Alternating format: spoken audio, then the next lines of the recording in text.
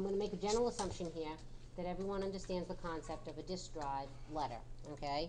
Every storage device on a Windows machine is assigned a drive letter, and you reference that drive by its letter, okay?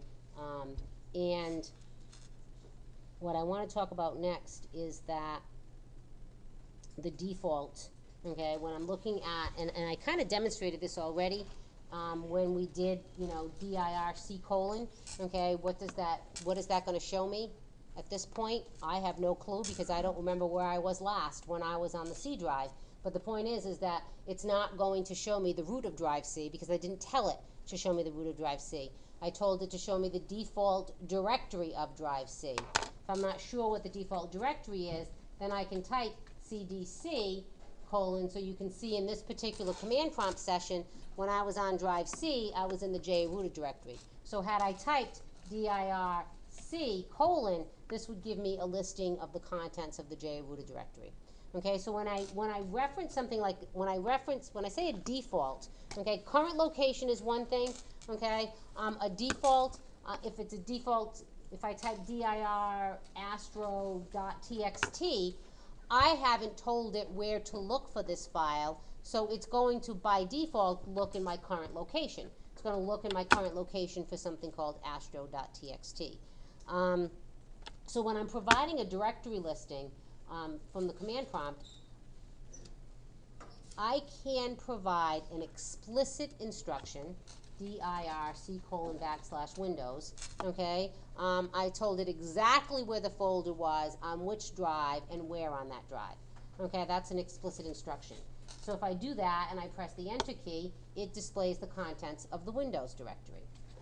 If I did dir / Windows, okay, it's going to look for something, the backslash as the first character in a path always references the root of the current drive. Okay, so in this case here, I'm on drive G, so if I have / Windows, it's going to look for Windows at the root of drive G, and it's not going to find it. Okay, but that same command typed here would work because the default, the current drive is drive C, and there is a Windows directory at the root of drive C. So understanding the default and understanding how to write paths, we're going to start with absolute and then move into relative paths, is really important in helping you understand how to write commands at the command prompt and how to look at a command and determine, you know, why didn't this work, okay? In this particular example, this would work even though it's the same exact command, but because of my current location, okay, that makes all the difference in the world. Which is why, especially for Chapter 2, we definitely are not going to finish Chapter 2 today based on what I finished in the other class last week. But in Chapter 2, when I ask for answers to questions for the homework assignment, I always want the prompt, okay, and the command you used. And hopefully you recognize why. If you gave me this as an answer, and I said, give me a list of all the files in the Windows directory on drive C, and you gave me dir / Windows without a prompt, is that going to tell me that that command actually worked? For all I know, you could have been on the G drive, okay, and that command would not work if you were on the G drive, but it would work just fine if you were anywhere on the C drive, okay? So pay attention to that, especially when you're doing the homework for Chapter 2.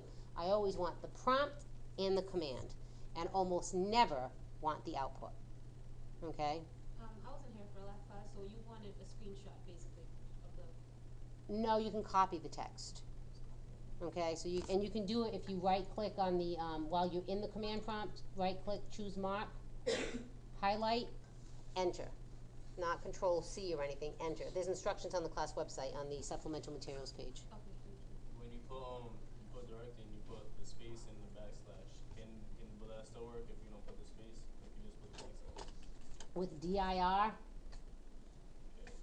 yes. Some commands no. So it really depends on the command. So I always say, just to be safe, put a space after the command name. Okay? So, absolute and relative path. First, let me define absolute, do a few examples of absolute, and then we'll take a break. If I look at the tree structure, of my G drive. So I can see that I have files and folders here. If I'm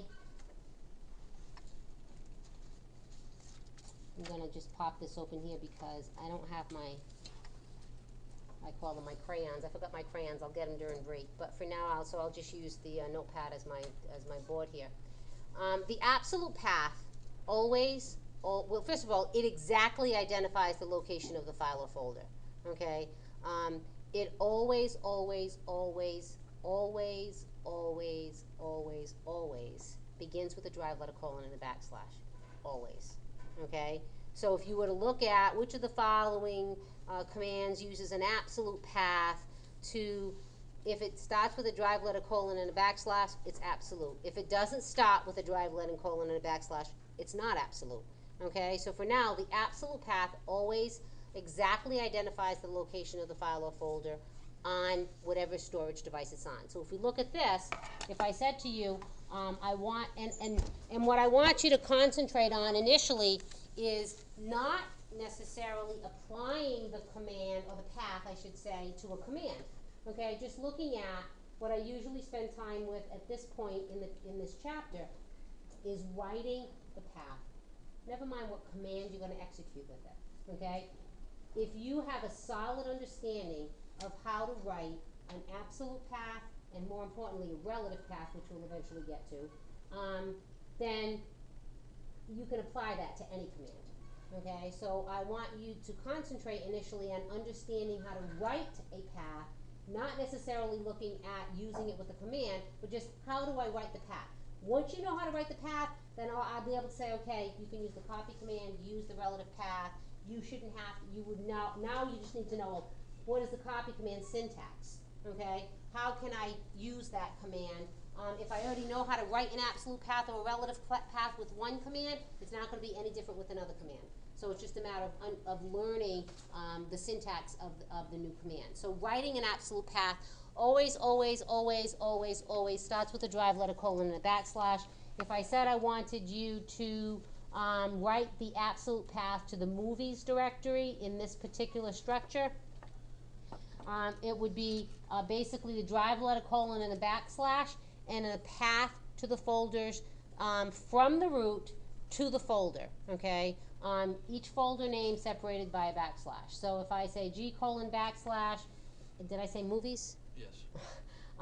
Media, okay, so the media directory, backslash, movies, okay? So G colon backslash, media backslash movies would be the absolute path to the movies directory, excuse me, on this disk, okay? If I asked you to write the absolute path to the level 3 directory on this disk, G colon backslash, level 1 backslash, level 2 backslash, level 3, okay? That's the absolute path to the level 3 directory, okay? Level 3.